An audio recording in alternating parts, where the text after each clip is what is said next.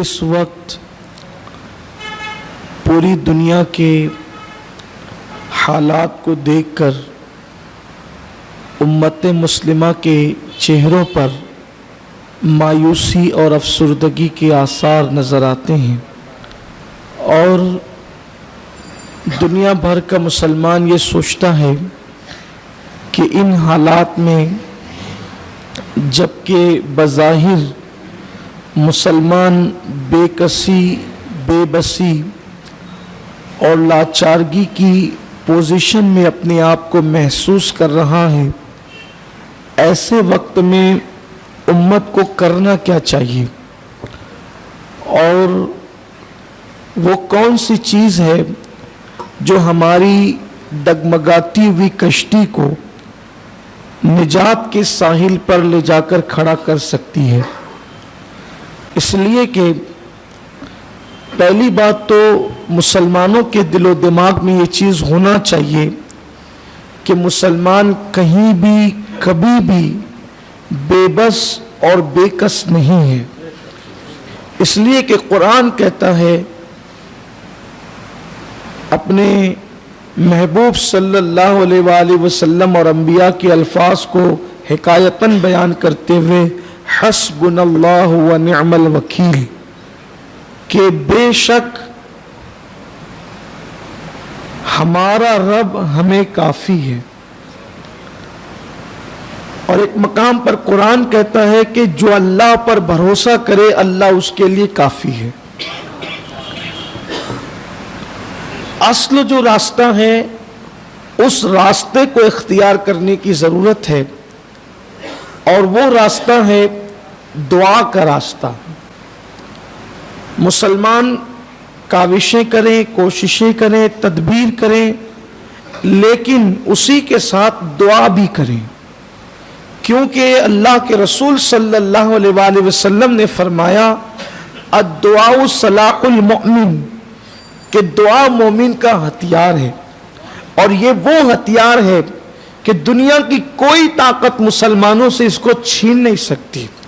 اور اللہ کے حبیب صلی اللہ علیہ وآلہ وسلم نے امت کو دعا کا درس دیا کہ میدان عمل میں قدم رکھنے سے پہلے اللہ کی بارگاہ میں دعا کرو، تجارت کی منڈی میں قدم رکھنے سے پہلے اللہ کی بارگاہ میں دعا کرو، تعلیم کی منڈی میں قدم رکھنے سے پہلے اللہ کی بارگاہ میں دعا کرو، میدان عمل میں قدم رکھنے سے پہلے اللہ کی بارگاہ میں دعا کرو۔ آپ دیکھیں جب بھی دعا کی جاتی ہے مومن کی دعا کبھی بھی رائگاں نہیں ہوتی، بشرط یہ ہے کہ دعا کے جو آداب اللہ کے رسول صلی اللہ علیہ وآلہ وسلم نے بتائے ہیں اس کے مطابق دعا کی جائے۔ آپ دیکھیں بدر کے میدان میں اللہ کے حبیب صلی اللہ علیہ وآلہ وسلم 313 نہتے مجاہدین کو لے کر کے حاضر ہوتے،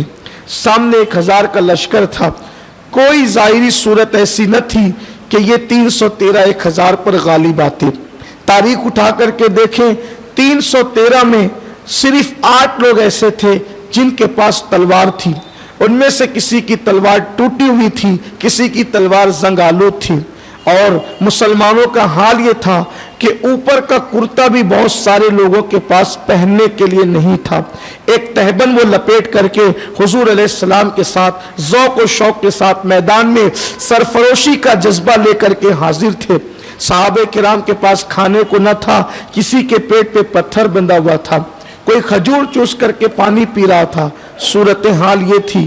کوئی ایسے ظاہری حالات نہ تھے کہ مسلمان فتح و نصرت کی طرف جاتے، لیکن ہوا کیا، سب کو اللہ کے حبیب نے سونے کا حکم دیا، 313 صحابہ کو سونے کا حکم دیا۔ اللہ کے حبیب علیہ السلام نہیں سوئے، ایک درخت کے نیچے کھڑے ہو کر اللہ کے رسول پوری رات دعا کرتے رہے۔ یعنی کل کی صبح میدان میں قدم رکھنا ہے اور اس سے پہلی رات دعا کی جا رہی ہے، اور دعا اللہ کے حبیب علیہ الصلوۃ والتسلیم صرف نگاہیں اٹھے تو قبلہ بدل جاتا ہے، صرف نگاہیں اٹھے تو مراد پوری ہو جاتی ہے۔ صرف نگاہیں اٹھے تو قرآن مقدس کی آیتیں نازل ہوتی ہے، مگر اللہ کے رسول صلی اللہ علیہ وآلہ وسلم امت کو دعا کرنے کا طریقہ سکھا رہے، امت کو دعا کرنے کا طریقہ تعلیم فرما رہے۔ سیدنا صدیق اکبر رضی اللہ تعالیٰ فرماتے اللہ کے رسول علیہ السلام جب دعا کرتے تھے تو دعا میں ہاتھ کبھی یوں ہوتے تھے، کبھی یوں ہوتے تھے، اور اس کے بعد کبھی نیچے آتے تھے، پھر کبھی نیچے آتے تھے، پھر کبھی اوپر اٹھتے تھے، اور مسلسل آنکھوں سے آنسو کی جھڑیاں جاری تھی، اور ایک ہی جملے کو بار بار بار بار تکرار کرتے تھے، اور دعا میں اتنے مگن تھے میرے آقا صلی اللہ علیہ وآلہ وسلم کہ جسم کی چادر زمین پہ آ جاتی ہے۔ اللہ کے حبیب علیہ السلام کو دعا کی مصروفیت کی وجہ سے اس کا احساس بھی نہیں ہوتا۔